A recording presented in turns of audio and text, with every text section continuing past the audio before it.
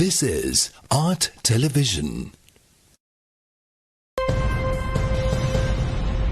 Coming up, State of Business, sponsored by SLT Mobitel Home Broadband Online Learning සහ Working Data දීමනා SLT Mobitel. IWS Aviation.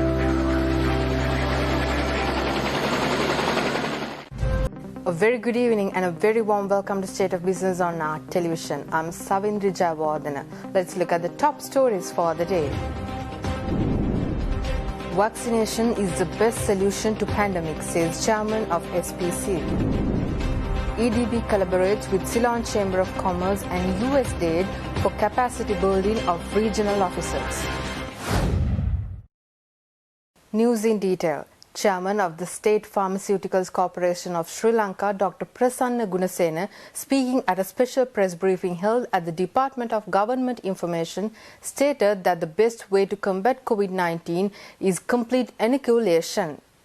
මේකට අද දක්වා මේ වෙන විට ලෝකයේ සොයාගෙන තියෙන සාර්ථකම ප්‍රතිකාරය තමයි සාර්ථකම විසඳුම තමයි එන්නත් කරන්නේ.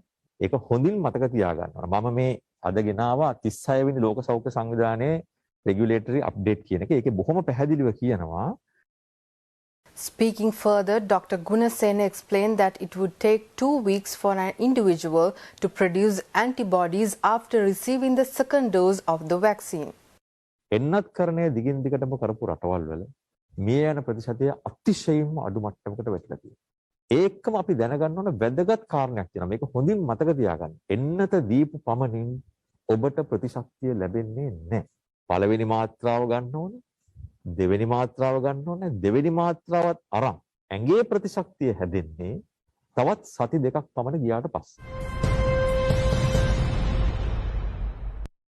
Dr. Gunasena also stated that a special number 1906 has been introduced in order for those over 60 and for those who have pre-existing illnesses to register themselves in order to obtain the vaccine in the next 3 days.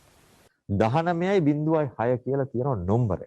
මේ දැන් මේ අහගෙන ඉන්න ඔබ මෙතෙන් සිට මේ 19.06ට ඔබගේ නම ලිපිනය සහ ටෙලිෆෝන් නම්බරය දීලා ලියාපදිංචි වෙන්න. මේ බස්නාහිර පළාතේ අවදානමට ලක්ව ඇති පළාත්වල විශේෂයෙන්ම 60ට වැඩි සහ රෝගාබාධ තියෙන හැම කෙනෙකුටම ඉතිරි දවස් 3 ඇතුළත මේ එන්නත ලබා දීමට කටයුතු කරනවා. EDB collaborates with CCC and US-supported partner activity to build capacity of development officers on regional export facilitation.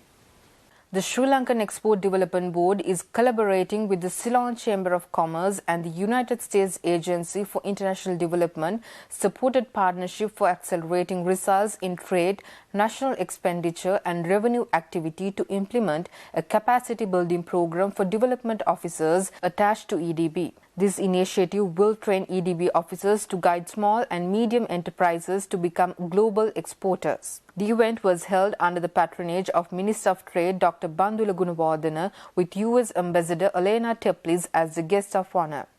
Other participants included EDB Chairman Suresh Dimal, USAID Sri Lanka and Maldives Mission Director Reed Ishliman and the Ceylon Chamber of Commerce Chairman Vish Govindasamy. The program will improve the knowledge and skills of up to 300 EDB development officers in trade procedures, export processes and market taxes. The officers will help small and medium enterprises, including women-led businesses, develop and achieve export goals and connect with export opportunities.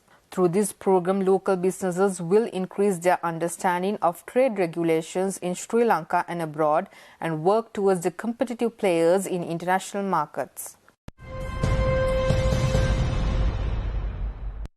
A statement issued by the Central Bank of Sri Lanka shows that the land value indicator for the Colombo district has risen for the first half of 2021. The land valuation indicator for the Colombo district has increased to 155.1 during the first half of 2021. The annual increase of 9.5 and the semi-annual increase of 6.8 of LVI reversed the declining trend observed in the land value indicator increase over the last 2 years. All sub-indicators of LVI, namely residential LVI, commercial LVI and industrial LVI, contributed to the overall increase. Industrial LVI recorded the highest annual increase of 10.1%, followed by residential LVI and commercial LVI. Stay tuned for more news right after this break.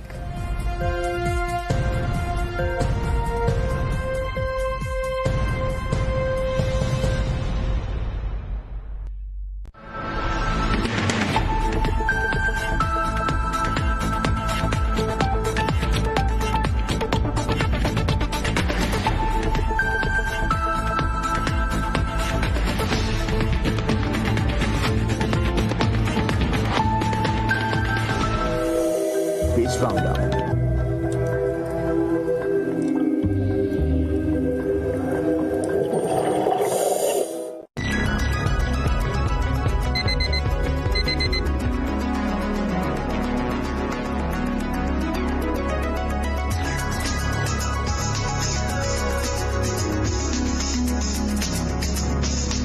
News, views, highlights, updates and opinions. This is Wake Up with us.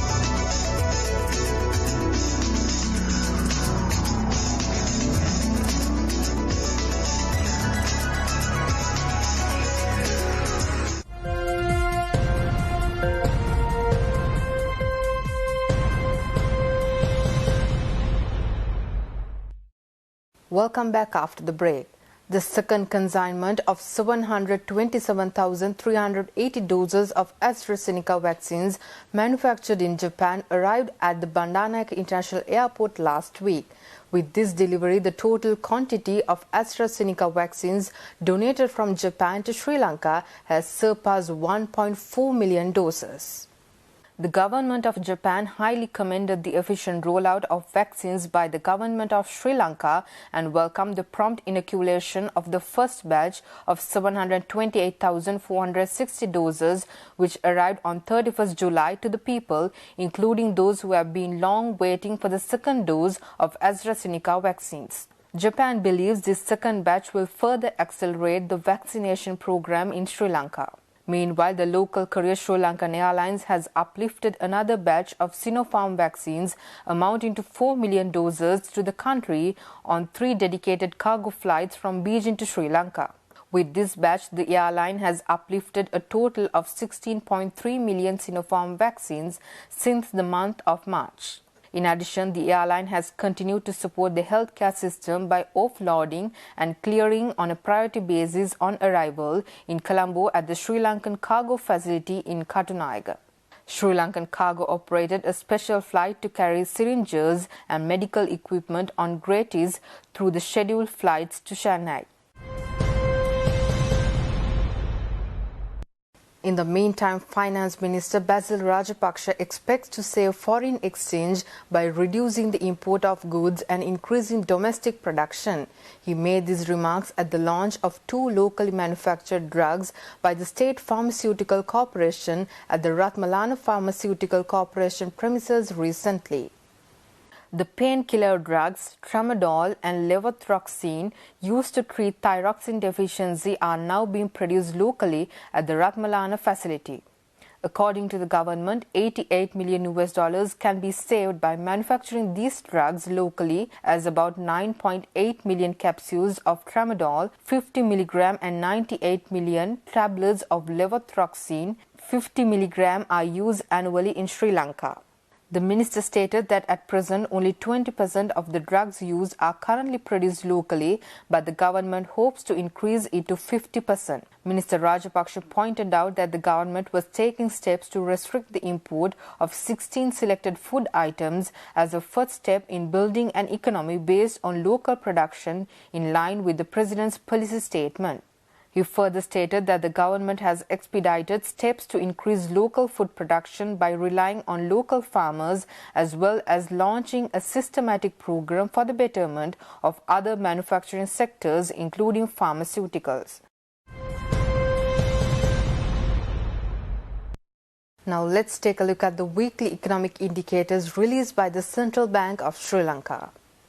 During the previous week, crude oil prices largely showed a declining trend, reflecting a surprise build in crude stockpiles in the US, increasing spread of Delta variant of the coronavirus in major oil-consuming countries, and slowdown in manufacturing activities in China and the US. However, prices increased marginally at the end of the period due to rising tensions in the Middle East. Overall, both Brent and WTI prices fell by $3.04 per barrel and $3.89 per barrel, respectively, during the period. Weekly average weighted prime lending rate for the week ending 6 August 2021 decreased by 4 bps to 5.72% compared to the previous week. The reserve money increased compared to the previous week mainly due to the increase in deposits held by the commercial banks with the central bank. The total outstanding market liquidity was a surplus of 48.3 billion rupees by the end of this week compared to a surplus of 8.7 billion rupees by the end of last week. By 6 August 2021, the all share price index decreased by 0.26% to 8,099.12 points, and the S&P SL20 index increased by 0.2% to 3,056.02 points compared to the index values of last week. During the year up to 6 August 2021, the Sri Lankan rupee depreciated against the US dollar by 6.7%. Given the cross-currency exchange rate movements, the Sri Lankan rupee depreciated against the pound sterling by 8.6%, the Indian rupee by 5.6%, the euro by 2.9%, and the Japanese yen by 0.6% during this period. Trading at Colombo Stock Exchange ended on a mixed note today. The all share price index gained 12.65 points to close at 8,111.77, and the S&P SL20 dropped 12.39 points to close at 3,043.63. The turnover was 2.6 billion rupees and over 140 million shares were traded. Up next are forex rates.